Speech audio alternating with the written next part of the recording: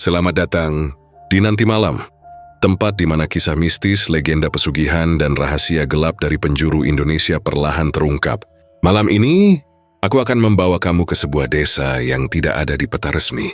Sebuah tempat yang dikelilingi hutan lebat sunyi dan seakan menelan cahaya. Desa itu bernama Rantau Tua konon katanya.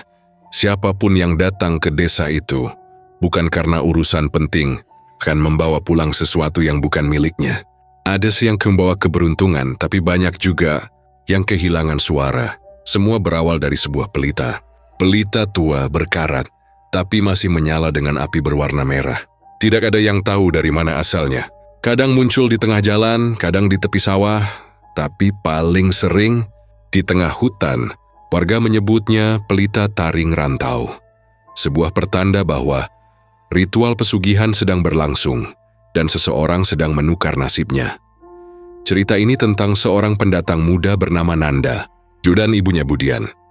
Mereka datang ke desa Rantau untuk mencari peruntungan, membawa harapan baru setelah hidup di kota, tak lagi berpihak pada mereka, tapi harapan seringkali punya bayangan. Dan di desa ini, bayangan itu nyata. Pada suatu malam, Nanda melihat cahaya pelita yang berkelap di tengah hutan. Rasa ingin tahunya membawa langkahnya masuk ke tempat yang seharusnya tidak dijamah manusia. Dan sejak malam itu, suaranya menghilang. Warga desa percaya, siapapun yang melihat pelita di hutan tanpa izin penjaganya, akan dianggap menandatangani perjanjian dengan taring rantau, makhluk gaib yang konon memberi rezeki bagi siapa pun yang mau menyerahkan sesuatu yang berharga, entah itu suara atau jiwa orangga yang dicintai. Dan benisi malam ini, pelita itu kembali menyala. Tidak di tengah hutan, tapi di rumahmu. Mungkin saja, pelita itu sedang mencarimu. Hening sejenak, lalu suara pelita menyala. Fup. Inilah kisah nyata yang tersisa di antara kabut dan suara jangkrik dari tanah rantau. Sebuah kisah tentang perjanjian, keserakahan dan kutukan yang tak pernah padam. Selamat datang di pelita di tengah hutan. Ritual pesugihan taring rantau mengikat nasib pendatang. Selamat datang di Nanti Malam. Bus tua warna krem itu berhenti di pinggir jalan tanah yang mulai gelap. Asap knalpotnya menutupi pandangan sesaat, membuat Nanda harus menutup hidungnya dengan tangan. Ia menatap sekeliling. Tak ada yang ramai di sini. Hanya pepohonan tinggi, kabut tipis, dan suara jangkrik yang seolah menyambut mereka dengan nyanyian aneh. Di sampingnya, Budian menurunkan 2 tas besar dari bagasi, lalu tersenyum kecil, mencoba terlihat tenang. Tenang, Indira, ibu yakin di sini kita bisa mulai dari nol, katanya pelan sambil menggenggam tangan anaknya. Nanda hanya mengangguk, meski matanya tak bisa berhenti memperhatikan suasana sekitar.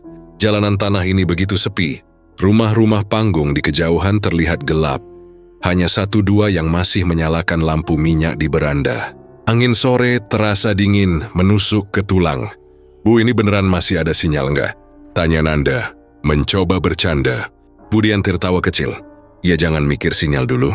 Mikir besok makan apa aja dulu. Mereka berjalan perlahan menyusuri jalan kecil menuju rumah kontrakan yang sudah disiapkan oleh kerabat jauh Budian. Nama desa ini, Rantau Tua, memang tidak terlalu dikenal. Letaknya di ujung kabupaten, dan konon katanya jarang ada orang baru yang betah tinggal lama di sini. Tapi Budian tidak punya banyak pilihan. Setelah suaminya meninggal 2 tahun lalu, dan usahanya di kota bangkrut, desa ini terdengar seperti tempat yang bisa memberi mereka awal baru. Namun sejak mereka turun dari bus, pandangan orang-orang desa terasa aneh. Beberapa ibu-ibu yang sedang menyapu halaman berhenti sejenak, memandang mereka dengan tatapan lama, seperti sedang menilai sesuatu yang tidak terlihat. Ada juga seorang kakek di warung yang tiba-tiba menunduk begitu mata mereka bertemu. Nanda berbisik pelan, "Bu, kok mereka ngeliatin kita kayak gitu ya?" Budian menoleh sekilas berusaha tetap tersenyum. Mungkin karena kita pendatang. Wajar kan? Tapi di matanya sendiri ada sedikit keraguan. Angin kembali berhembus. Daun-daun jati di atas kepala bergetar, menimbulkan suara lirih yang terdengar seperti bisikan. Mereka sampai di rumah kontrakan menjelang maghrib. Rumahnya terbuat dari papan kayu. Catnya sudah mengelupas di beberapa bagian. Di belakang rumah terlihat barisan hutan yang mulai gelap. Udara di sekitar terasa lembab, seolah tanah di sana menyimpan sesuatu yang belum selesai. Kunci rumah disimpan di pot bunga depan. seperti pesan dari kerabat yang menyewakan rumah ini. Saat pintu dibuka, aroma kayu lembab bercampur debu menyambut mereka.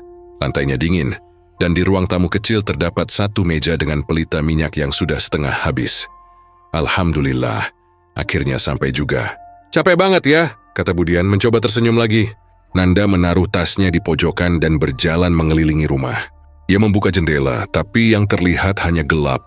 Gelap yang begitu pekat. Bahkan senter ponselnya seperti tidak mampu menembus jauh.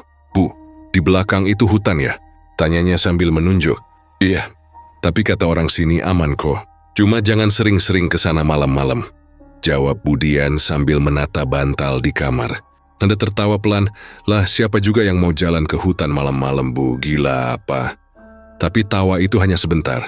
Karena saat mereka makan malam sederhana dari bekal yang dibawa dari kota, suara aneh mulai terdengar dari arah luar. Krik, krik. Suara seperti ranting diinjak sesuatu. Nanda langsung berhenti mengunyah. Bu, dengar enggak? Budian menoleh ke arah jendela tapi tidak menjawab. Lalu suara itu datang lagi. Kali ini lebih dekat disertai desiran angin dan aroma tanah basah. Pelita minyak di meja tiba-tiba bergoyang, apinya menari seolah ditiup dari arah yang tak terlihat. Bayangan mereka berdua memanjang di dinding kayu. Please, itu suara apa? Suara Nanda pelan tapi jelas gemetar. Budian menelan ludah. Dia mencoba menutup jendela, tapi saat tangannya menyentuh bingkai kayu itu, pelita di meja padam sendiri. Seketika ruangan menjadi gelap. Nanda, pegang tangan ibu, katanya cepat. Nanda mencari-cari senter di tasnya, menyalakannya. Tapi cahaya itu hanya mampu menerangi sejengkal. Udara di dalam rumah mendadak dingin. Bukan dingin biasa, dingin yang terasa menekan. Seperti ada sesuatu yang memperhatikan mereka dari luar. Dari celah jendela, Nanda sempat melihat sesuatu. Cahaya kecil berwarna oranye, seperti pelita lain di tengah hutan yang gelap. Dia mengira itu rumah tetangga, tapi cahaya itu bergerak, maju mundur pelan seperti ada yang membawanya. Bu, ada orang bawa lampu di hutan, bisiknya. Budian memeluk bahunya pelan. Nanda okondelog. Jangan lihat ke sana, ya. Nada suaranya berbeda kali ini. Demi ada ketakutan yang tidak biasa. Tapi kenapa, Bu? Pokoknya jangan. Itu bukan orang. Suara itu begitu lirih tapi cukup untuk membuat bulu kuduk Nanda berdiri.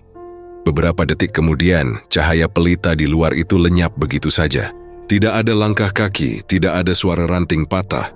Hanya sunyi yang menekan dada. Malam itu, mereka akhirnya tidur dalam keadaan lampu minyak mati. Nanda memeluk bantalnya erat-erat, tapi matanya tak bisa terpejam. Dia masih memikirkan cahaya tadi. Cahaya yang muncul entah dari mana. Sekitar tengah malam ia mendengar suara lain. Bukan dari luar kali ini tapi dari dapur. Sepet ada yang menarik kursi perlahan. Krik, krik, ia menahan napas. Bu, panggilnya pelan tapi ibunya sudah tertidur di kamar sebelah. Dengan langkah ragu, Nanda menyalakan senter kecil dan berjalan pelan ke dapur. Angin terasa menusuk. Tirai jendela bergerak pelan seperti ditiup dari luar. Padahal semua pintu tertutup. Dan di atas meja dapur, pelita minyak yang tadi padam menyala lagi. Api kecil berwarna oranye itu hidup tanpa suara. Tidak ada siapapun di sana. Nanda terpaku. Pelita itu menyala pelan. Tapi bayangannya di dinding menampakkan bentuk lain. Bukan bayangan meja, bukan juga bayangan dirinya. Ada sosok tinggi berbahu besar, wajahnya kabur. Tapi jelas terlihat taring panjang di sisi mulutnya. Cahaya senter di tangan Nanda bergetar. Dulu ingin berteriak, tapi suaranya tercekat. Sosok bayangan itu bergerak, lalu pelita padam lagi seketika. Gelap total. Beberapa detik kemudian ia merasakan sesuatu menyentuh pundaknya. Dingin dan lembab. Dwi spontan menjerit kecil, tapi tak ada suara keluar dari tenggorokannya. Hanya napas berat, tercekat dan detak jantungnya sendiri. Tiba-tiba, tangan ibunya menariknya dari belakang. Nanda, kenapa kamu keluar kamar? Suara Budian keras tapi panik. Nanda langsung memeluk ibunya, tubuhnya gemetar. Bu, pelitanya nyala sendiri. Suaranya nyaris tak keluar. Budian menoleh ke arah meja dapur. Tapi pelita di sana sudah padam, tidak ada apa-apa. Hanya dingin dan bau minyak tanah yang samar, yang menggenggam tangan anaknya erat-erat. Nanda, mulai besok kalau malam, jangan pernah keluar kamar ya. Apapun yang kamu dengar jangan diladenin. Oyo kepo, ngerti? Nanda mengangguk pelan meski belum paham sepenuhnya. Tapi nada suara ibunya membuatnya tak berani bertanya lagi. Mereka kembali ke kamar. Namun sebelum menutup pintu, Nanda sempat menoleh ke arah jendela dapur. Di luar sana, di antara pepohonan, tampak lagi cahaya kecil itu. Pelita oranye yang berkelip perlahan seperti sedang menunggu. Dan entah kenapa kali ini ia merasa cahaya itu tersenyum padanya. Keesokan paginya, ayam berkokok lebih lambat dari biasanya. Udara pagi terasa berat, seolah hutan menahan napas. Budian sibuk menata barang, tapi sesekali pandangannya kosong. Ia sembari berpikir keras.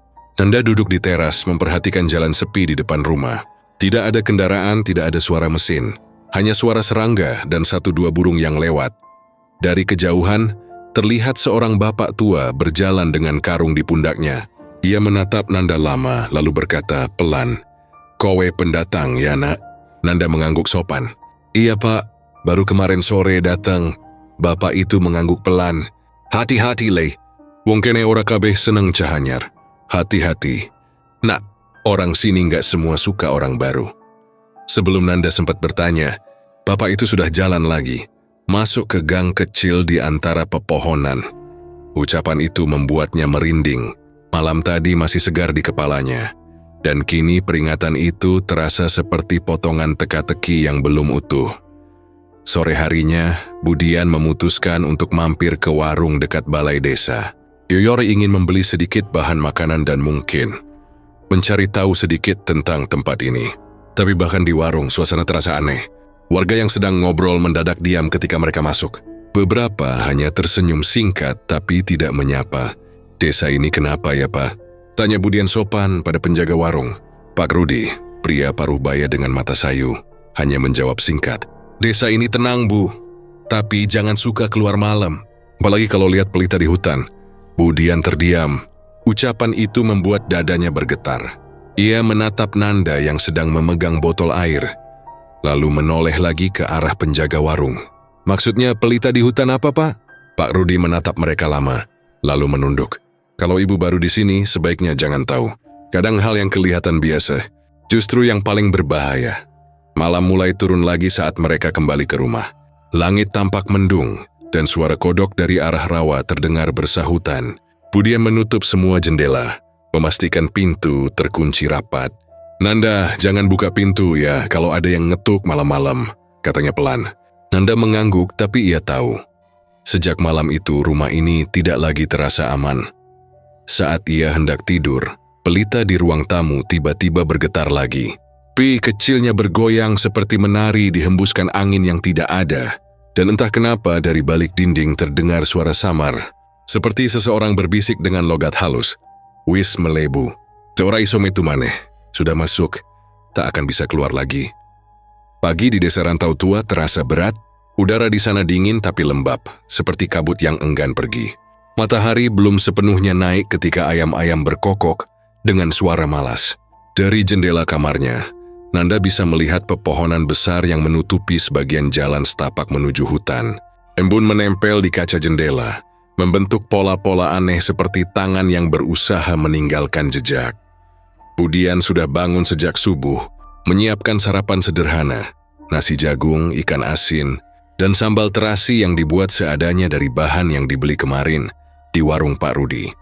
Aroma sambal itu memenuhi dapur kecil, tapi entah kenapa rasanya tidak seharum biasanya. Mungkin karena pikiran Budian masih tertinggal di malam sebelumnya. Malam ketika pelita di dapur menyala sendiri dan bayangan aneh muncul di dinding. Nanda duduk di kursi kayu, mengaduk kopi hitam yang baru diseduh. Matanya menatap kosong keluar jendela. "Bu, semalam beneran gak ada orang di dapur?" tanyanya pelan. Budian menoleh sebentar lalu kembali fokus ke wajan. "Ibu udah bilang Endra, di sini jangan sering mikir aneh-aneh. Kadang yang kamu lihat itu cuma godaan. Tapi pelitanya nyala sendiri, Bu. Aku lihat sendiri." "Nanda," suara Budian sedikit meninggi, tapi nadanya terdengar seperti ketakutan bukan marah. "Ojo ngungkit-ngungkit maneh ya. Anggap wae ora ono sing kelakon. Jangan diungkit-ungkit lagi ya. Anggap saja tidak ada yang terjadi." Nanda terdiam. Ia tidak mau memperpanjang pembicaraan itu, tapi dalam hatinya, rasa penasaran justru makin besar. Sejak datang ke desa ini, banyak hal yang terasa aneh. Tatapan warga, keheningan malam, dan cahaya pelita yang muncul di hutan tanpa sebab.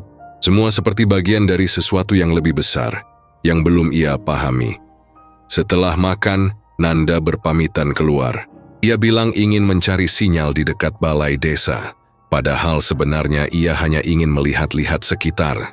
Budian tidak menahannya, tapi sebelum Nanda melangkah keluar, Dwiwija sempat berkata lirih, "Kalau kamu dengar orang ngomongin pelita, pura-pura aja nggak denger ya, Nat."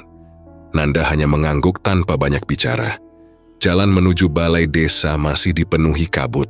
Beberapa bapak terlihat sedang duduk di warung kopi sederhana di pinggir jalan. Bangunannya kecil, berdinding papan, dan atapnya sudah mulai berlumut. Gelai di dalam, aroma kopi tubruk bercampur dengan bau tembakau basah. Nanda memutuskan mampir. Saat ia masuk, suasana seketika hening. Beberapa orang yang sedang berbicara berhenti seolah menelan kata-kata mereka. Hanya suara sendok beradu dengan gelas yang terdengar pelan. "Pagi, Pak," sapa Nanda sopan mencoba mencairkan suasana. Pak Rudi, penjaga warung yang kemarin ditemuinya, tersenyum samar. "Oh, Nanda ya? Anak Budian itu?" "Iya, Pak. Saya mau ngopi sekalian cari sinyal." Pak Rudi mengangguk lalu menyiapkan secangkir kopi hitam. Uapnya menari di udara, membawa aroma pahit yang menenangkan. Sementara itu, di sudut ruangan dua orang bapak berbicara dengan suara pelan. Mereka mungkin tidak sadar Nanda mendengar. Katanya semalam ada pelita nyala sendiri di tengah hutan. Itu pasti ritual taring rantau. Pesugihan lama. Katanya kalau manggilnya benar, bakal dikasih rezeki, tapi bayarannya suara. Nanda berhenti mengaduk kopinya. Yuri menoleh sedikit, berpura-pura tak peduli, tapi jantungnya berdetak lebih cepat. Kata pelita dan suara membuat pikirannya langsung melayang ke kejadian semalam. Pesugihan? Suara dibayar? Apa maksudnya? Yuri berpikir sebentar, lalu memberanikan diri bertanya pada Pak Rudi yang sedang menyapu meja. "Pak, taring rantau itu apa sih?" Pak Rudi menatapnya lama. Tatapan itu seperti mengukur sesuatu dari wajah Nanda. Setelah beberapa detik, ia menghela napas. "Nak, jangan pernah tanya begitu di sini. Apalagi kalau kamu pendatang." Nada suaranya datar, tapi tegas. Nanda mengerutkan kening. "Kenapa, Pak?" "Saya cuma pengen tahu aja. Soalnya saya dengar warga ngomongin itu tadi." Pak Rudi menatap keluar warung, ke arah hutan yang kabutnya masih menggantung. "Banyak hal di sini yang nggak bisa dijelasin, Endra, termasuk taring rantau itu. Kalau kamu masih pengen hidup tenang, pura-pura aja nggak tahu. Kadang rasa penasaran itu yang bikin orang hilang." Ucapan terakhir itu membuat tengkuk Nanda dingin. "Hilang gimana, Pak?" tanyanya spontan. Pak Rudi tidak menjawab. Yuri hanya menatap secangkir kopi yang mulai dingin, lalu bergumam pelan. "Wis, ojo ditakokno. Sing ngerteni ora bakal ngomong, sing ngomong ora bakal slamet." "Sudahlah, jangan ditanyakan. Yang tahu tidak akan bicara, yang bicara tidak akan selamat." Suasana warung mendadak terasa berat. Angin bertiup masuk dari celah dinding, membuat kertas koran di meja terbang. Dari kejauhan, gonggongan anjing terdengar panjang. Disusul suara burung gagak yang terbang melintasi atap warung. Nanda meneguk kopinya pelan, mencoba menenangkan diri. Tapi di pikirannya kata-kata Pak Rudi berputar-putar tanpa henti. Taring rantau, pelita suara. Apakah ini semua ada hubungannya dengan apa yang ia lihat semalam? Setelah membayar, Nanda berjalan keluar. Jalanan tanah mulai kering karena matahari sudah menembus kabut. Beberapa anak kecil bermain di dekat sungai kecil sambil tertawa riang. Tapi entah kenapa, setiap kali mereka menatap ke arah Nanda, tawa mereka berhenti seketika. Salah satu anak malah berbisik pada temannya, "Iki cah anyar kuwi toh? Itu anak baru kan?" Lalu mereka berlari pergi. Nanda menghela napas. Iris merasa seperti orang asing yang tidak diinginkan. Saat ia melewati balai desa, ada seorang nenek tua duduk di bangku bambu, menenun tikar dari daun pandan. Nenek itu menatapnya lama, lalu berkata dengan suara serak, "Wis taun delok pelita le. Pernah lihat pelita na?" Pertanyaan itu membuat langkah Nanda terhenti. "Maksudnya pelita apa, Nek?" Nenek itu tersenyum aneh, giginya sudah banyak yang hilang. "Pelita sing nyala dewe nang alas kono. Nek wes ndelok pisan, artine wis dikon ngade. Pelita yang menyala sendiri di hutan sana. Kalau sudah lihat sekali artinya sudah dipanggil berdiri." "Dipanggil berdiri?" Nenek itu mengangguk pelan. "Sing nyala pelita iku dudu wong. Tapi sing nyawang cahaya iku wis dihitung dari tamu Sak wise kuwi, Ora iso metu maneh, kecuali ganti tumbal. Nanda terpaku. Jong ingin bertanya lebih jauh, tapi nenek itu sudah menunduk lagi, melanjutkan tenunannya. Seolah pembicaraan barusan tak pernah terjadi. Hari mulai beranjak sore. Langit berubah warna oranye pucat. Nanda pulang dengan langkah berat, membawa sejuta pertanyaan yang tak terjawab. Sesampainya di rumah, Budian sedang menjemur pakaian di belakang. "Dari mana aja, Nendra?" Tanyanya tanpa menoleh. "Dari warung kopi, Bu, ngobrol sama orang sana. Tapi, Bu, mereka ngomongin pelita yang nyala sendiri. Katanya pesugihan apa gitu, taring rantau." Budian berhenti menjemur. Tangannya gemetar halus. "Kamu dengar itu dari siapa?" "Dari orang-orang di warung. Terus Pak Rudi juga ngomong gitu. Katanya jangan tanya-tanya soal itu." Budian menatap Nanda dengan wajah serius. Matanya sedikit merah. "Nanda, dengar Ibu. Di sini, kalau kamu dengar sesuatu yang aneh, diam aja. Jangan diselidiki, jangan dicari tahu. Kadang rasa ingin tahu bisa lebih bahaya daripada setan itu sendiri." Nanda terdiam. Joyalfo ibunya bicara serius, tapi rasa penasarannya justru semakin menjadi-jadi. Ia ingin tahu apa sebenarnya yang sedang disembunyikan warga desa ini. Malam tiba lebih cepat dari biasanya. Angin berembus kencang dari arah hutan. Suara pohon bambu beradu membuat bunyi seperti siulan panjang. Di langit, bulan tampak separuh, diselimuti awan tipis.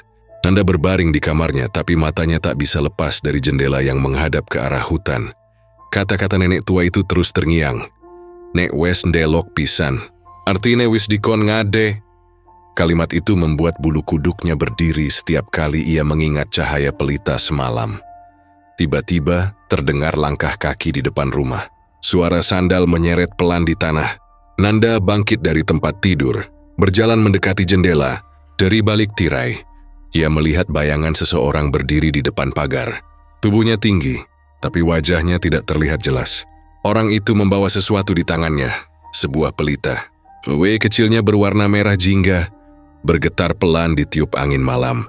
Nanda menahan napas. Juri hampir berteriak memanggil ibunya. Tapi sosok itu tiba-tiba menoleh. Walau jaraknya jauh, Nanda bisa merasakan tatapan itu langsung menusuk dadanya. Lalu sosok itu berbalik, berjalan ke arah hutan dan menghilang di balik pepohonan. Nanda memegang dadanya, jantungnya berdetak keras. Demi tahu ia baru melihat sesuatu yang bukan manusia. Tapi anehnya rasa takutnya bercampur dengan keinginan untuk tahu lebih banyak. Malam itu ia tidak bisa tidur. Setiap kali ia memejamkan mata, bayangan pelita merah itu muncul lagi di kepalanya, memanggil-manggil. Seperti cahaya kecil yang berbisik pelan, "Merene canom, ojo wedi. Kesini anak muda, jangan takut." Dan entah kenapa, dalam hatinya yang terdalam, ia merasa mungkin ia akan benar-benar pergi ke hutan itu. Malam itu udara terasa lebih dingin dari biasanya. Awan tebal menggantung di langit, menutupi bulan yang biasanya jadi satu-satunya penerang di desa rantau tua. Nanda duduk di ruang tamu, memperhatikan pelita minyak di atas meja yang cahayanya mulai redup. Ibunya sudah tidur lebih dulu, kelelahan setelah seharian membersihkan rumah tua yang penuh debu dan sarang laba-laba. Angin dari selapapan dinding berdesir pelan, membawa aroma tanah basah dari arah hutan. Nanda menghela napas, mencoba menenangkan pikirannya yang masih kacau sejak mendengar cerita di warung kopi siang tadi. Nama taring rantau terus terngiang di kepalanya. Jenis mencoba menepis pikiran itu tapi sulit. Kalimat yang diucapkan Pak Rudi seakan mengandung sesuatu yang lebih dari sekadar peringatan. Jangan pernah tanya begitu di sini. Kalimat itu mengandung rasa takut yang nyata. Ketika jarum jam menunjukkan hampir tengah malam, pelita di meja tiba-tiba bergetar. Minyaknya seperti bergolak sendiri, lalu api kecil di sumbunya padam tanpa sebab. Ruangan mendadak gelap gulita. Nanda refleks berdiri. Sudah mengambil korek dari atas lemari, tapi tangannya bergetar. Belum sempat ia menyalakan pelita itu kembali. Sesuatu dari luar jendela menarik perhatiannya. Di balik tirai tipis, tampak cahaya berwarna jingga kemerahan berkelap di kejauhan. Cahaya itu tidak diam seperti lampu, tapi bergerak perlahan, seperti seseorang membawa pelita dan berjalan di antara pepohonan. "Ibu, lihat deh," panggil Nanda pelan, sedikit cemas tapi juga penasaran. Budian yang terbangun kaget langsung bangkit dari kasur. Wajahnya pucat begitu melihat ke arah jendela. Tangannya spontan menarik tirai menutup kaca. Nanda, jangan lihat ke sana. Tutup jendelanya. Sekarang juga. Suaranya bergetar, terdengar seperti orang menahan ketakutan lama yang tiba-tiba muncul lagi. Nanda bingung. Loh, kenapa, Bu? Mungkin itu orang lewat atau warga desa lagi jaga malam kali. Tutup, Nanda. Aku bilang tutup. Ojon delok maneh. Jangan lihat lagi. Nada suara Budian meninggi, tapi matanya masih terpaku ke arah luar seolah khawatir sesuatu akan muncul. Nanda akhirnya menuruti ibunya, tapi rasa ingin tahunya tidak hilang. Ia masih memikirkan cahaya itu. Kenapa ibunya begitu takut? Hanya karena pelita yang menyala di tengah hutan. Setelah Budian tertidur lagi dengan posisi meringkuk di kasur, Nanda masih duduk di depan jendela. Kevin Box Siugat tirai mencoba mengintip. Cahaya itu masih ada, bahkan kini lebih jelas, seperti semakin dekat. Sesuatu dalam dirinya mendorong untuk melihat lebih dekat. Dia mengambil senter kecil dari tas, memakai jaket, lalu melangkah perlahan keluar rumah. Setiap langkah di tanah terasa berat karena udara dingin menusuk kulit. Suara jangkrik dan kodok dari kejauhan terdengar bersaut-sautan, tapi di sela suara itu ada sesuatu yang aneh, seperti hembusan napas berat, sangat pelan tapi ritmenya jelas. Ia berjalan melewati pagar bambu yang sudah miring, menembus jalan kecil menuju arah hutan. Semakin jauh ia melangkah, semakin pekat kabut yang menyelimuti jalan setapak itu. Pohon-pohon besar dengan akar menjalar ke tanah seperti tangan-tangan tua yang menjulur. Nanda menyorotkan senter, tapi sinarnya tampak tak berdaya menembus kabut tebal. Cahaya pelita di kejauhan menjadi satu-satunya penuntun arah. Langkahnya semakin cepat, meski jantungnya berdegup kencang. Jadi perasaan aneh, seperti setiap langkahnya membuat suara tanah berbisik di bawah kaki. Kadang ia merasa seperti ada seseorang berjalan di belakangnya, tapi setiap menoleh, hanya kabut dan pepohonan yang tampak. Setelah hampir 10 menit berjalan, Nanda sampai di sebuah lapangan kecil di tengah hutan. Di sana cahaya pelita terlihat sangat jelas. Ada seseorang berdiri di tengah lingkaran batu. Tubuhnya diselimuti kain hitam panjang yang menutupi wajahnya. Di sekeliling orang itu tampak beberapa pelita menyala membentuk lingkaran. Asapnya berwarna merah kejinggaan, menari di udara seperti kabut berdarah. Nanda menahan napas. Ia bersembunyi di balik pohon, mengintip dari sela batang. Orang itu mulai bergumam pelan, suaranya parau dan bergetar. Tisapa wesing nengundang kudu wanim bayar. Siapapun yang memanggil harus berani membayar. Kalimat itu diulang-ulang, dan setiap kali diucapkan, nyala pelita di sekelilingnya bergetar makin kuat. Tiba-tiba, dari arah belakang orang itu, muncul bayangan besar, tinggi, dan tidak berbentuk jelas. Nanda hanya bisa melihat siluet seperti hewan berkaki 4, dengan taring panjang yang berkilat memantulkan cahaya pelita. Suara napas berat terdengar semakin keras, seperti hewan kelaparan. Waktu pembayaran sudah tiba. Suara berat itu bergema, dalam dan serak, bukan seperti suara manusia. Pelita di sekitar lingkaran tiba-tiba padam bersamaan. Gelap total. Nanda membeku di tempatnya. Iriti waresti berterang, bahkan untuk bernapas pun rasanya susah. Di dalam gelap itu, terdengar langkah-langkah berat mendekat. Daun-daun kering bergesek di tanah. Kemudian terdengar suara lirih, dekat sekali di telinganya. Pendatang yang melihat cahaya. Sudah dianggap menandatangani perjanjian. Nanda sontak berbalik menyorotkan senter. Tapi sinarnya hanya memperlihatkan kabut putih tebal yang berputar seperti pusaran asap. Dari dalam kabut itu, sepasang mata merah menyala menatapnya tajam. Tubuhnya kaku, tak bisa bergerak. Hanya bisa menatap balik dengan wajah pucat. Mata itu menatap langsung ke dalam dirinya. Seperti tahu isi hatinya, tahu rasa takutnya. Tahu bahkan kenapa ia datang ke desa ini. Senter di tangannya padam mendadak. Semua gelap lagi. Dan dalam gelap itu terdengar suara rintihan perempuan. Lirih dan putus asa. Nanda. Milik Nanda, tes suara ibunya. Tapi bagaimana mungkin Budian tahu ia ke hutan? Nanda mencoba berlari tapi kakinya seperti menapak lumpur. Setiap langkah terasa ditarik ke bawah. Dari tanah muncul tangan-tangan hitam dingin menggenggam pergelangan kakinya. Ia menjerit tapi suaranya tidak keluar. Tenggorokannya seperti terkunci. Ia mencoba menendang, tapi tangan-tangan itu semakin banyak. Menariknya masuk ke tanah.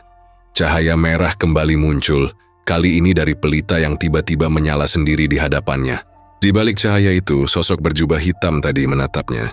Suaranya pelan tapi jelas. Kau sudah melihat cahaya kami. Berarti kau sudah menjadi bagian dari taring rantau. Nanda memaksa tubuhnya bergerak. Ia berhasil menarik kakinya dan berlari sekuat tenaga. Nafasnya tersengal. Matanya berair karena kabut dan debu. Ia tak tahu jalan pulang.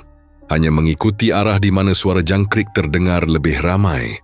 Setelah beberapa menit berlari tanpa arah, akhirnya ia melihat cahaya rumah dari kejauhan. Ia menerobos keluar dari hutan, jatuh tersungkur di depan pagar bambu rumah. Kemudian keluar tergesa-gesa dengan wajah panik. "Nanda, ya Allah, kamu kemana aja?"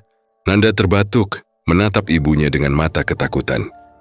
Di hutan, ada orang, ada pelita, ada suara, katanya terbata-bata. Tapi suaranya aneh. Parau, serak kemudian mendekat memegang wajah anaknya. Tapi begitu Nanda mencoba bicara lagi, suaranya semakin pelan. Seperti seseorang yang kehilangan pita suara. Ia hanya yang bisa mengeluarkan napas dan sedikit bisikan. Kemudian memeluknya, menggigil ketakutan. "Astagfirullah.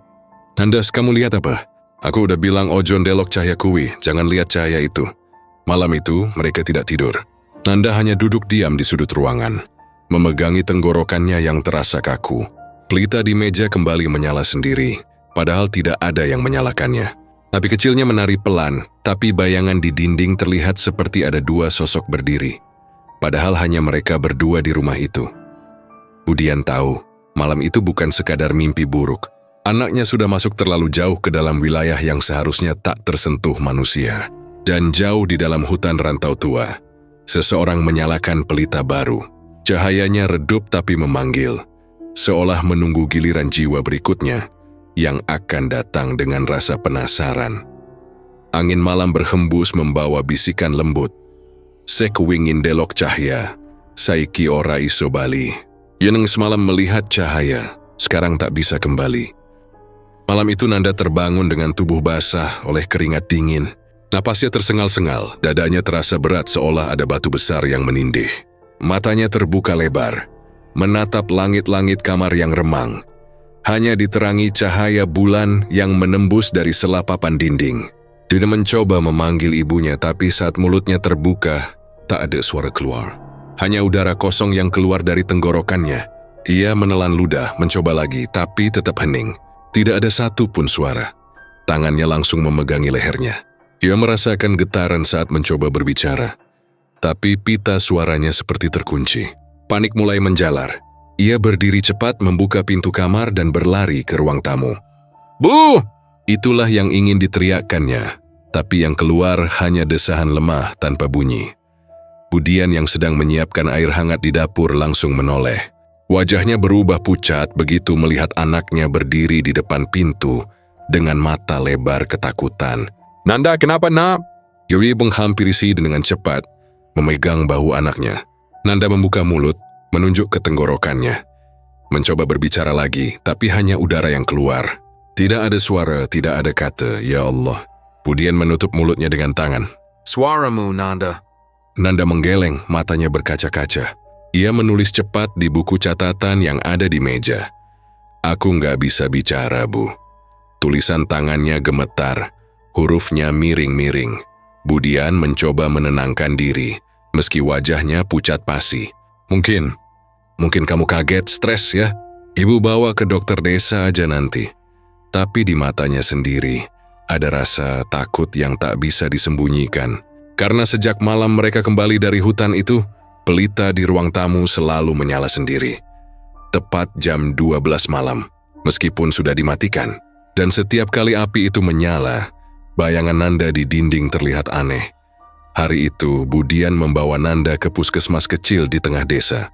Dokter tua yang memeriksa hanya menggeleng pelan setelah melihat hasil pemeriksaan sederhana.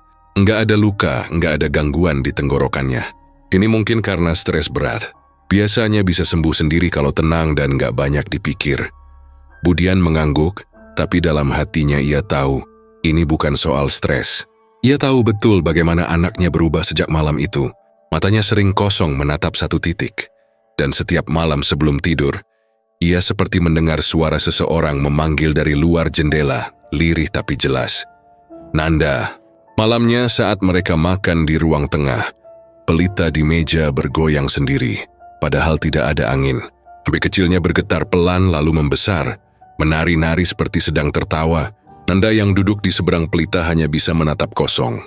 Budian refleks berdiri dan menutup pelita itu dengan gelas memadamkannya. Tapi begitu padam, bayangan di dinding tetap bergerak.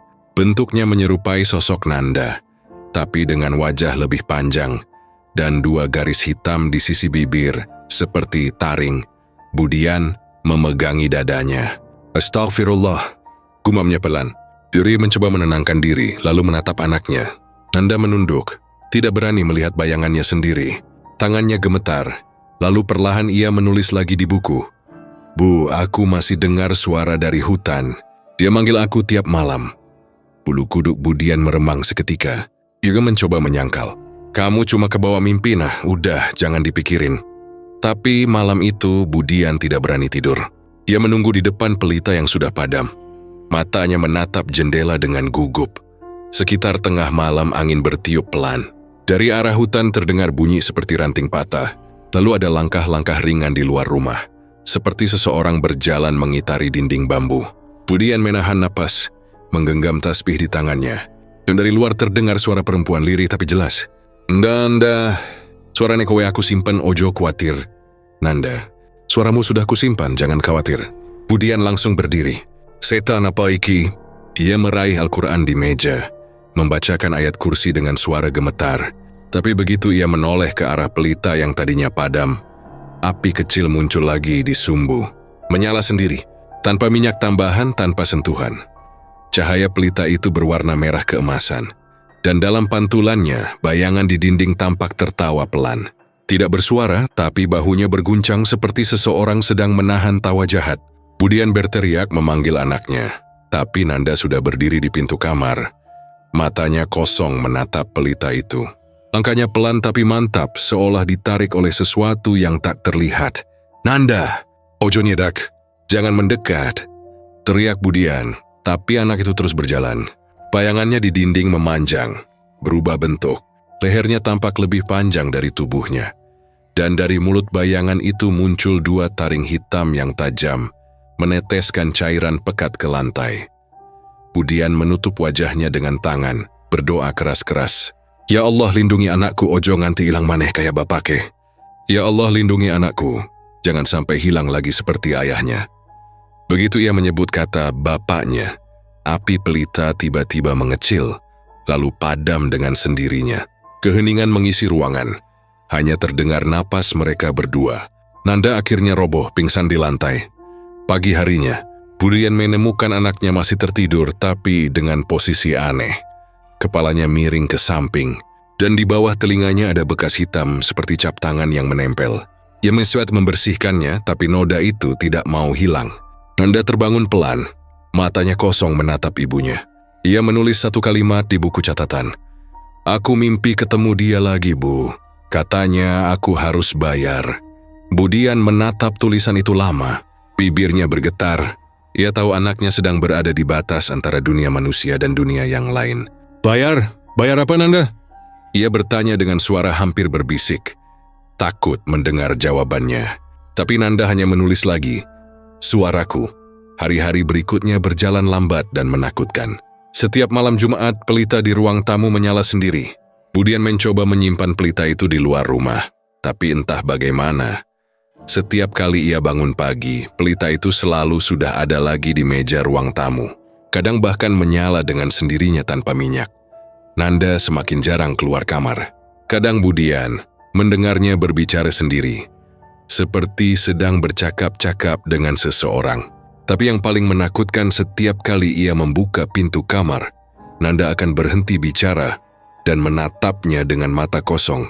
Lalu dicermin di dinding kamar, bayangan Nanda terlihat tersenyum, padahal wajah aslinya datar tanpa ekspresi. Suatu malam Budian memutuskan untuk menyingkirkan pelita itu.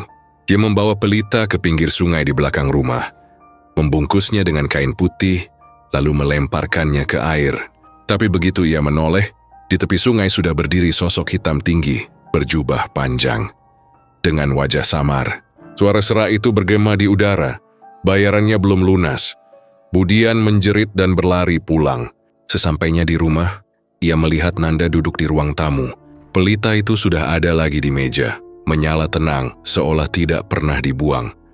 Nanda menatap ibunya dengan mata basah, menulis pelan di kertas. Dia marah, Bu. Katanya jangan buang pelita itu. Dia bilang, aku sudah miliknya. Budian menangis keras malam itu, memeluk anaknya sambil berulang kali berdoa. Tapi doa-doanya hanya bergema kosong di dinding rumah tua itu. Dari luar suara-suara hutan terdengar seperti tawa pelan. Sejak saat itu, setiap malam Jumat, pelita itu tak pernah padam lagi. Dan di setiap pantulan cahaya pelita, bayangan Nanda bukan lagi bayangan seorang anak manusia. Langit sore di desa rantau tua terlihat muram. Awan kelabu menggantung rendah, seperti menahan sesuatu yang berat. Budian berjalan menyusuri jalan tanah yang basah. Langkahnya tergesa sambil memeluk selendang tua yang dibawanya dari rumah.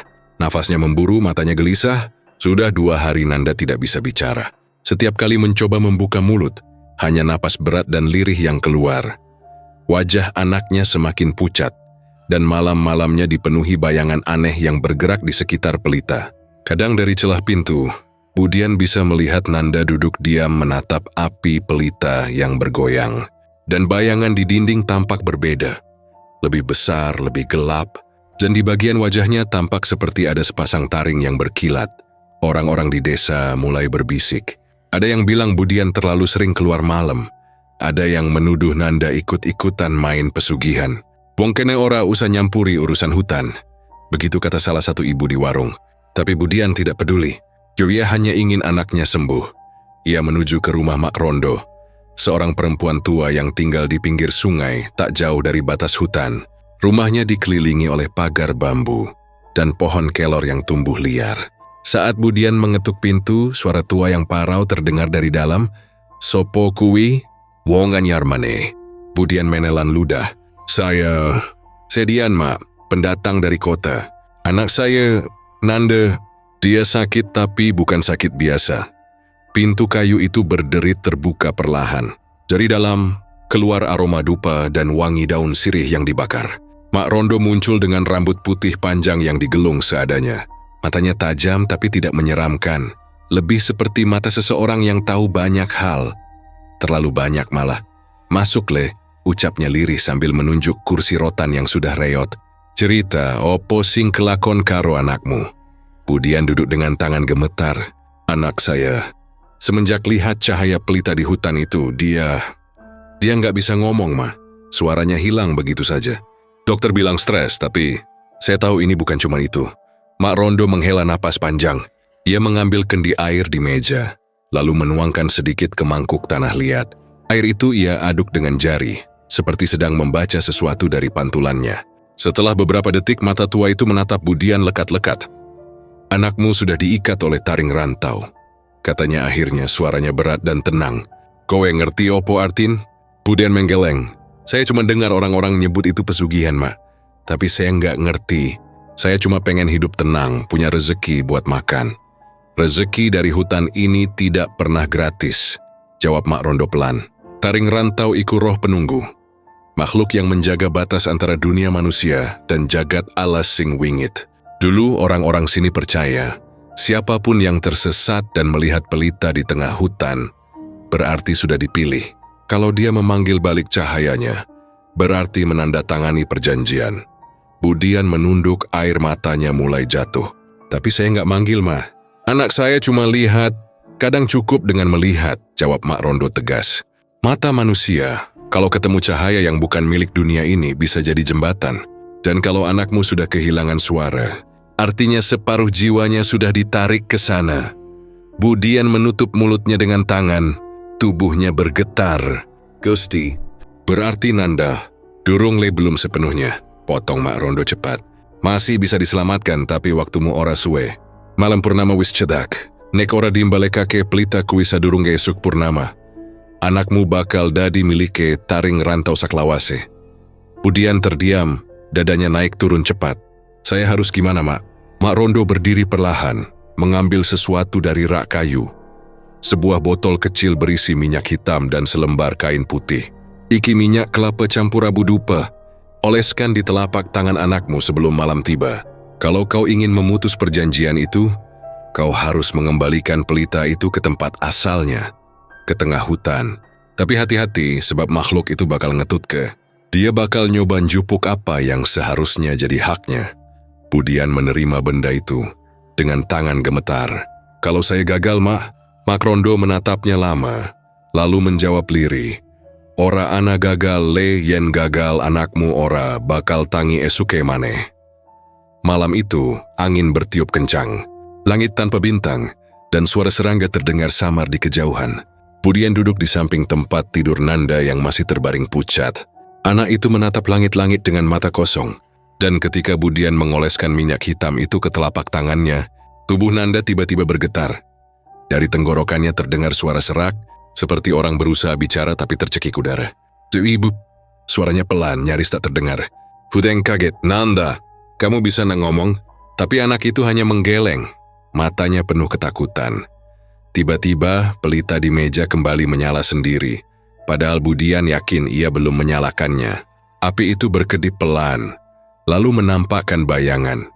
Bayangan seorang laki-laki tinggi, dengan kepala seperti ditutupi rambut panjang berantakan. Matanya merah, dan dari mulutnya tampak 2 taring besar menonjol. Budian menahan napas, tubuhnya kaku.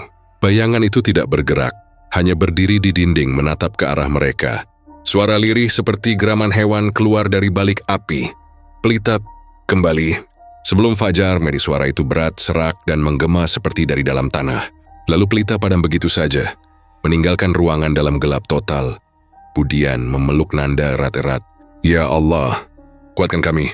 Ia tahu ia tidak punya pilihan lain. Malam itu juga, ia membungkus pelita tua yang mereka temukan beberapa hari lalu. Pelita yang selalu menyala sendiri di ruang tamu, dengan kain putih pemberian Mak Rondo. Ia menyelipkannya ke dalam tas, lalu menggandeng tangan Nanda. Ayo nak, kita kembalikan ini sebelum terlambat. Nanda hanya mengangguk, matanya kosong tapi kakinya melangkah. Perjalanan ke hutan terasa lebih berat dari sebelumnya. Kabut turun cepat menutup jalan setapak yang sempit dan licin. Di kejauhan terdengar suara burung hantu bersahutan, dan setiap kali ranting patah di bawah kaki mereka, Budian merasa seperti ada yang mengikuti dari belakang. Bu! Suara Nanda serak, lirih sekali. Ada yang... Lihat kita, Budian menoleh cepat. Tidak ada siapa-siapa. Tapi dari kejauhan di sela pepohonan, terlihat cahaya redup seperti pelita lain, berkedip pelan, seolah menuntun mereka. Jangan lihat Nanda, jangan! Seru Budian panik, tapi anak itu sudah menoleh lebih dulu. Saat matanya menatap cahaya itu, tubuhnya langsung kaku. Dari bibirnya keluar desis panjang, dan suaranya kembali hilang seketika. Budian memeluknya kuat-kuat, berusaha menariknya menjauh. Ndra, ohondelok kayo kuile. Oyondelok. Suaranya pecah, campuran antara ketakutan dan penyesalan. Mereka terus berjalan sampai mencapai sebuah lapangan kecil di tengah hutan, tempat batu-batu besar tersusun membentuk lingkaran. Di sanalah Budian berhenti. Yoi meletakkan tas di tanah, membuka kain putih dan mengeluarkan pelita itu. Bu kecilnya sudah menyala meski belum disulut. Ini, tempatnya, gumamnya pelan. Tiba-tiba angin berhenti berhembus, hening. Bahkan serangga pun seolah berhenti bersuara. Lalu dari balik kabut muncul sosok tinggi yang langkahnya nyaris tak terdengar. Tubuhnya besar, kulitnya keabu-abuan, dan matanya berwarna merah menyala seperti bara api. Di kedua sisi mulutnya tergantung taring panjang yang meneteskan cairan hitam. Budian mundur setapak, tubuhnya gemetar hebat. Makhluk itu berhenti di depan lingkaran batu, lalu mengeluarkan suara berat yang menggema di kepala mereka. Pendatang telah mengambil cahaya yang bukan miliknya. Budian menelan ludah. Saya mau mengembalikannya. Tolong lepaskan anak saya. Makhluk itu mendekat perlahan. Setiap langkahnya membuat tanah bergetar. Suara anakmu sudah menjadi jaminan. Tapi karena kau datang sendiri, aku berikan pilihan. Cahaya pelita di tangan Budian bergoyang hebat. Angin dingin berputar mengitari mereka, dan suara-suara lirih terdengar di antara kabut. Seperti bisikan banyak orang yang berdoa, tapi dengan nada menakutkan. Makhluk itu menunjuk pelita dengan jarinya yang panjang dan hitam. Kembalikan cahayanya di tengah batu, tapi setiap pelita butuh bahan bakar. Darah manusia. Budian tertegun, matanya membulat. Tidak, aku tidak akan korbankan siapapun lagi. Makhluk itu hanya tertawa pelan. Suaranya bergema di seluruh hutan. Kalau begitu, biarkan aku mengambil apa yang sudah kuberikan. Nanda tiba-tiba menjerit tanpa suara. Tubuhnya terangkat dari tanah. Dari tenggorokannya keluar asap tipis berwarna putih, melayang ke arah pelita. Budian berteriak histeris dan berlari memeluk anaknya. Ia menggigit bibirnya sendiri, lalu meneteskan darah ke pelita. Api pelita berkobar tinggi menyilaukan mata. Hutan seketika bergetar. Makhluk itu mundur, mengaum marah. Sebelum akhirnya tubuhnya larut dalam kabut pekat. Budian jatuh terduduk, pelita di tangannya kini padam total. Ia menatap wajah Nanda yang terbaring lemas di pangkuannya. Untuk pertama kalinya setelah sekian lama, anak itu mengeluarkan suara. Ibu, suaranya pelan, nyaris seperti bisikan. Aku bisa ngomong. Budian menangis keras, memeluk anaknya sambil berulang kali mengucap syukur. Tapi di balik tangis bahagia itu, dari arah pepohonan tampak sepasang mata merah yang menatap mereka dalam diam. Mak Rondo benar, tidak ada perjanjian yang benar-benar bisa diputus, hanya ditunda. Langit di atas desa rantau malam itu seperti diselimuti tirai abu yang tebal. Bulan purnama menggantung pucat di balik awan. Sinarnya samar seperti menolak menatap bumi. Angin berhembus perlahan, membawa aroma lembab tanah dan daun kering yang mulai membusuk. Hutan di belakang rumah Budian tampak lebih gelap dari biasanya, dan dari dalamnya terdengar sayup suara jangkrik dan kodok bersahutan, seakan sedang membaca mantra yang sama. Budian berdiri di depan pintu, memegang erat pelita tua yang telah ia bungkus dengan kain putih beberapa hari lalu. Nanda berdiri di sampingnya, diam tanpa suara. Wajahnya datar namun matanya menyiratkan ketakutan yang dalam. Sejak malam pelita itu dikembalikan, suara Nanda sempat muncul, tapi hanya sebentar. Genesia kembali bisu. Andrei, malam ini malam purnama, bisik Budian lirih. Kiki wektu sing terakhir le yen ora saiki kabeh bakal ilang. Nanda menatap ibunya dengan mata yang memohon. Ia mengangguk pelan, lalu menggenggam tangan Budian erat-erat. Dari genggaman itu Budian tahu anaknya siap, walau tubuhnya gemetar. Langkah mereka pelan saat meninggalkan halaman rumah. Suara sandal mereka yang menyentuh tanah beradu dengan bunyi ranting yang patah di bawah kaki. Setiap langkah terasa seperti memasuki sesuatu yang asing. Di kejauhan gonggongan anjing terdengar putus-putus lalu hening total. Hutan rantau menanti mereka dalam diam. Begitu mereka melewati batas pohon kelor di belakang rumah, angin langsung berubah arah. Udara menjadi dingin menusuk tulang. Kabut mulai turun perlahan, menutupi jalan setapak yang hanya diterangi sinar pelita di tangan Budian. Suaranya bergetar, "Ya Allah, semoga ini benar caranya." Mereka terus berjalan menyusuri jalur sempit di antara pepohonan tinggi yang menjulang seperti tiang raksasa. Daun-daun berjatuhan, dan setiap kali mereka melangkah, terdengar seperti ada langkah lain di belakang. Selalu satu langkah terlambat, mengikuti ritme mereka. Nanda menoleh beberapa kali, tapi Budian menahannya. "Ojon delok mburi Nanda, ojo. Nek kowe ndelok kowe bakal weru sing ora perlu kowe weru," katanya dengan suara lirih tapi tegas. Di kejauhan, cahaya merah samar mulai tampak di balik kabut. Semakin mereka mendekat, semakin kuat aroma minyak tanah dan sesuatu yang amis seperti darah. Hutan terasa hidup, seolah mengamati setiap gerak mereka. Akhirnya mereka sampai di tempat itu, lingkaran batu yang dulu Nanda lihat. Sekelilingnya kini penuh dedaunan kering, tapi anehnya tanah di tengah lingkaran itu masih basah, seperti baru disiram darah segar. Pelita di tangan Budian mulai bergetar sendiri. Piwiksil muncul tanpa ia nyalakan. Warnanya bukan kuning keemasan seperti biasa, tapi merah darah, menyala dengan nyala yang tenang tapi berbahaya. Nanda menatap pelita itu dengan wajah pucat. Ia bisa mencoba sembuhkan mulutnya, tapi lagi-lagi tak ada suara keluar. Tangannya gemetar, menunjuk sesuatu di balik kabut. Budian menoleh. Dari arah barat hutan, muncul bayangan tinggi, berjalan perlahan mendekat. Semakin dekat, bentuknya semakin jelas. Sosok tinggi berkulit kelabu. Rambutnya panjang menjuntai seperti akar pohon, dan di wajahnya terdapat dua taring panjang meneteskan cairan hitam pekat. Matanya menyala merah, menyipit tajam menatap mereka. "Pendatang," suaranya berat, menggema tanpa arah. Suara sudah kubayar. Apa kau mau menukar jiwamu juga, Ibu? Budian mundur satu langkah, memeluk anaknya erat-erat. Tolong, aku mohon, jangan ambil anakku. Ambil saja aku, asal dia bisa bicara lagi. Kurela, asal dia jangan kau bawa. Makhluk itu tertawa pelan. Suaranya seperti kayu digesek di bawah tanah. Kau tahu artinya perjanjian manusia. Yang sudah kuberi tak bisa diambil kembali tanpa harga. Budian menggigit bibirnya. Air matanya jatuh deras. Aku ibunya. Kalau kau mau mengambil, ambil aku saja. Anak ini nggak tahu apa-apa. Sosok itu semakin dekat, napasnya berat dan panas. Membuat dedaunan di sekitar mereka layu seketika. Kau bicara tentang kasih. Tapi kaulah yang membawanya ke sini. Kau yang tak sabar ingin rezeki, ingin rumah, ingin hidup mudah. Kau yang membiarkan matanya menatap cahayaku. Sekarang kau ingin menukar semuanya dengan air mata. Budian menunduk, suaranya serak. Aku salah. Aku cuma pengen hidup tenang, makhluk. Aku cuma pengen anakku bisa sekolah lagi, punya masa depan. Manusia selalu bicara begitu. Bisik makhluk itu sambil berjalan mengelilingi mereka. Selalu bilang ingin tenang, tapi datang ke hutan, membawa harapan yang bukan milik mereka. Pelita di tangan Budian tiba-tiba menyala lebih besar, dan bayangan makhluk itu terpantul jelas di wajahnya. Taringnya berkilat seperti besi panas. Dia mengulurkan tangannya ke arah Nanda. Aku hanya mengambil yang jadi hakku. Tidak.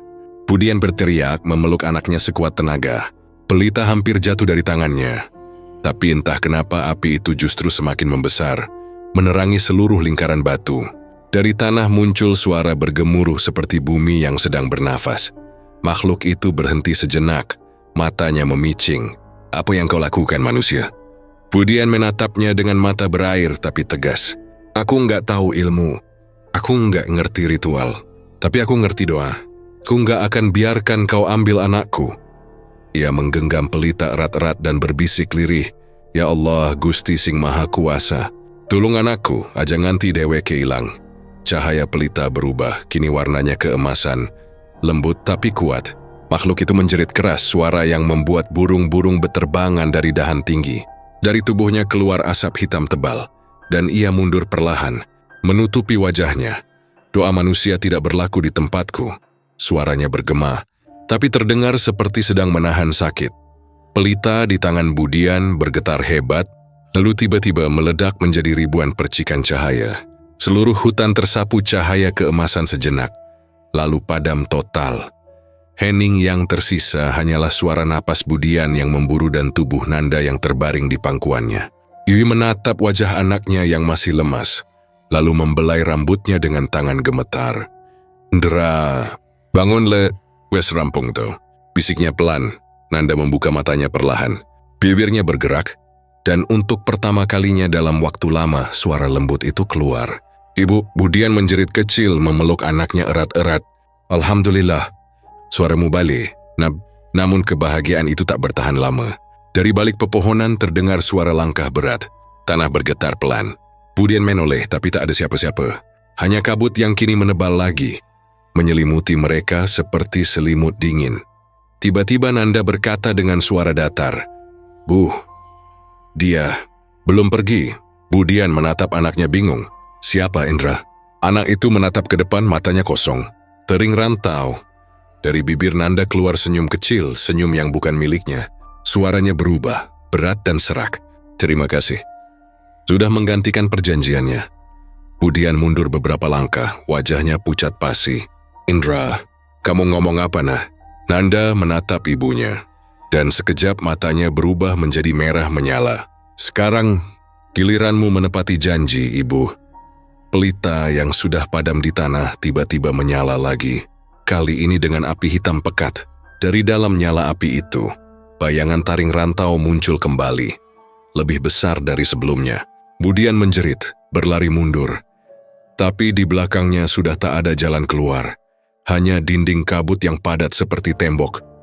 Makhluk itu melangkah keluar dari api pelita. Wajahnya mendekati Budian. Kau sendiri yang menawar. Dan aku hanya menepati.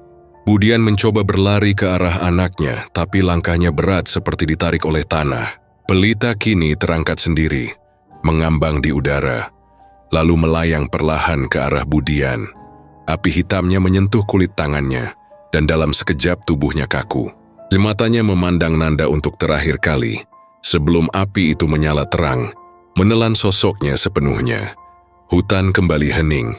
Nanda berdiri di tengah lingkaran batu, memandang pelita yang kini menyala tenang.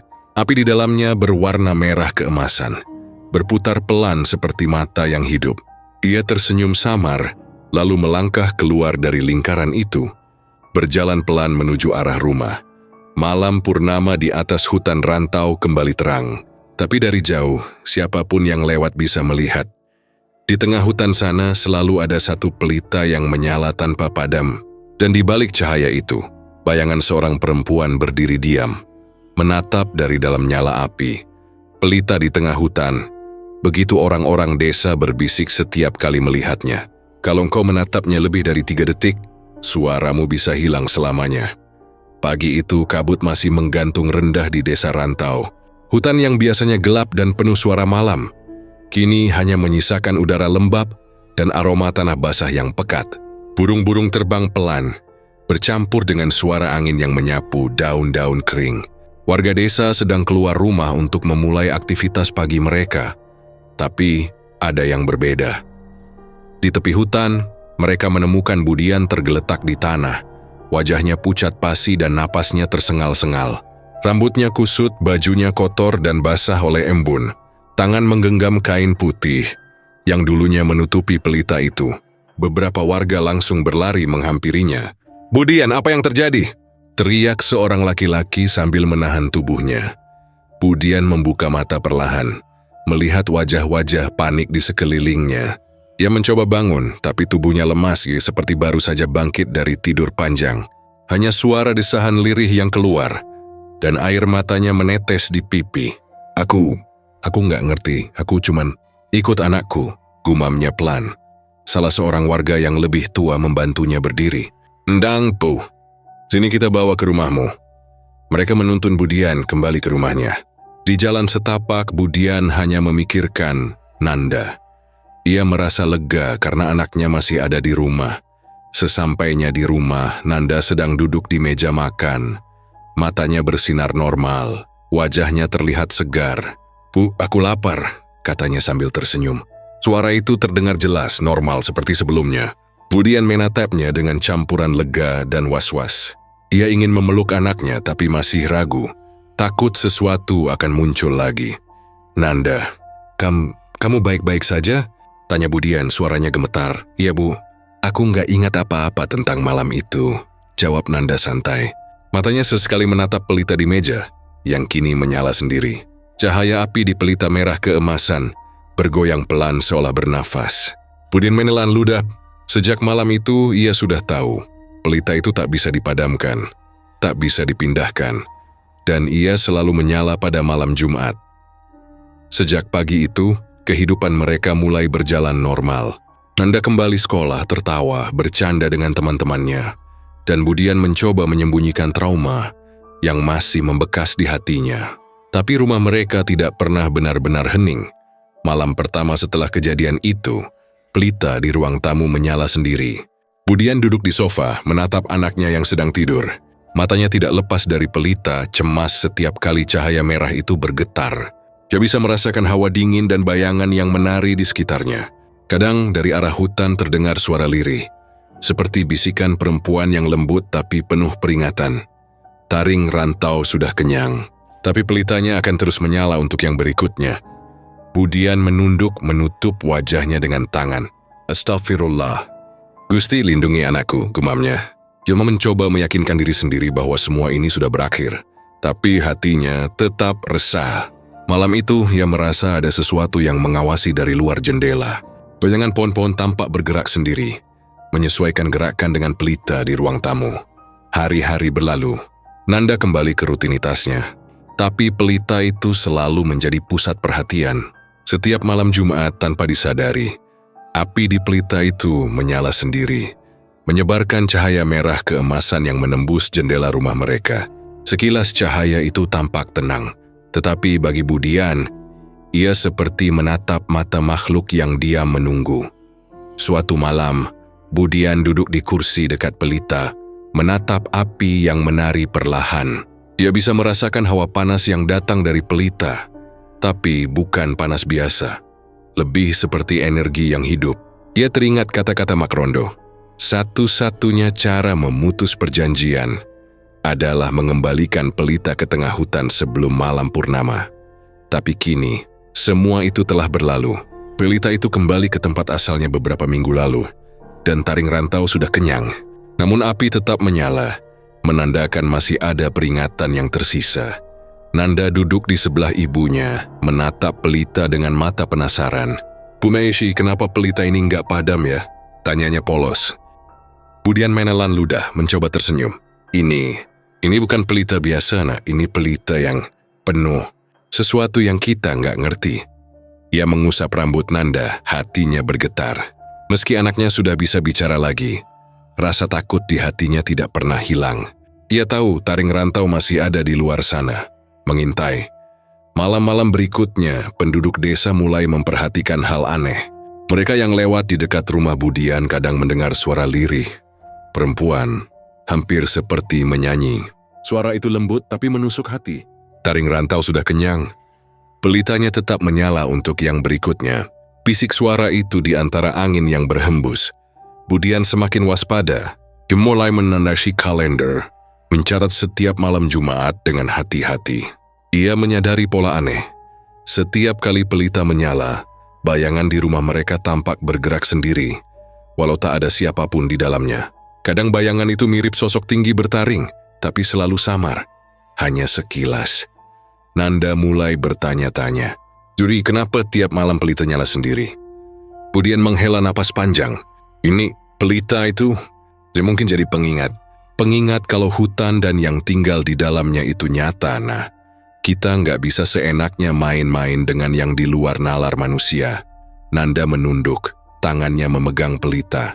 Julia mencoba menyalakan atau memadamkan, tapi tidak ada yang berubah. Pelita tetap menyala sendiri, tanpa minyak tambahan, tanpa disentuh. Api itu menari perlahan, merah keemasan dengan aura yang hidup, seolah sedang menunggu. Suatu malam Jumat, Budian duduk di kursi ruang tamu sambil berdoa. Nanda tidur di sampingnya, nyenyak untuk pertama kali setelah kejadian itu. Tiba-tiba, dari hutan terdengar suara lembut seperti wanita berbisik, menembus kabut malam. Pelitanya akan terus menyala. Untuk yang berikutnya, taring rantau menunggu. Budian menutup wajahnya dengan tangan, tubuhnya gemetar. Dia tahu ini bukan ancaman kosong. Setiap kata yang terdengar seperti mengikat udara, memutar kepala, membuat jantungnya berdetak lebih cepat. Ia menggenggam tangan Nanda berbisik, Endram, oyo wedinak, juana keni, tetap ngancani kowe. Hari demi hari berlalu dan pelita itu tetap menyala. Warga desa mulai terbiasa dengan cahaya merah keemasan yang tampak dari rumah Budian. Mereka menganggapnya pertanda, sekaligus peringatan. Anak-anak yang bermain di sekitar hutan sering diawasi orang tua, karena mereka takut melihat pelita itu terlalu lama. Takut suara mereka hilang selamanya. Seperti yang diceritakan Mak Rondo, Budian pun belajar hidup dengan pelita itu. Ia membersihkan rumah, menyiapkan makanan, mengatur tidur Nanda, tapi selalu menyisakan ruang di hatinya untuk ketakutan yang tidak hilang. Setiap malam Jumat, ia menyalakan lilin-lilin kecil di sekitar pelita, membacakan doa, memohon perlindungan. Kadang terdengar langkah halus di lantai, tapi ketika ia menoleh, tidak ada siapapun. Nanda tumbuh menjadi anak yang ceria, tapi ada saat-saat ia menatap pelita dengan pandangan kosong, seperti sedang mendengar bisikan yang hanya bisa ia dengar. Budian selalu mengingatkannya, Ndra, jangan delok kene suwe-suwe wayo melebu pikirane cahyo kuwi. Beberapa tahun berlalu, pelita itu tetap menyala. Rumah Budian menjadi semacam landmark di desa. Orang-orang yang penasaran sering datang jauh-jauh untuk melihat cahaya pelita yang tak pernah padam. Tapi tak seorang pun berani terlalu dekat atau menyalakan api di sekitarnya. Mereka percaya pelita itu adalah peringatan, sekaligus pintu gerbang. Malam-malam tertentu saat kabut tebal turun, Budian kadang mendengar bisikan samar dari hutan, seperti suara wanita tua, menertawakan manusia yang terlalu tamak. Taring rantau sudah kenyang, tapi pelitanya akan terus menyala. Punitka yang berikutnya, Jumuap menunduk, menutup mata dan memeluk Nanda erat. Walau anaknya sudah bisa bicara dan hidup normal kembali, rasa takut itu tetap ada. Pelita itu bukan hanya api, tapi simbol janji yang tak bisa diubah. Perjanjian antara manusia dan sesuatu yang tak terlihat, dan pengingat bahwa dunia di luar nalar manusia tetap hidup. Menunggu untuk yang berikutnya. Setiap malam Jumat, Budian duduk di samping pelita, berdoa, mengulang ayat-ayat suci, dan menceritakan kisah itu pada Nanda, agar suatu hari ia mengerti bahwa kehidupan dan keinginan manusia selalu memiliki harga. Pelita itu tetap menyala, merah keemasan menembus kabut, menjadi saksi bagi mereka yang berani mencari rezeki di tempat yang tak seharusnya. Sekaligus pengingat bahwa taring rantau tidak pernah benar-benar pergi. Dan di balik cahaya itu, setiap orang bisa melihat bayangan samar, tinggi dan bertaring. Dia menunggu dengan sabar, seperti guru yang menunggu muridnya, atau penjaga yang menunggu yang berikutnya untuk belajar, bahwa tidak ada yang gratis di dunia ini.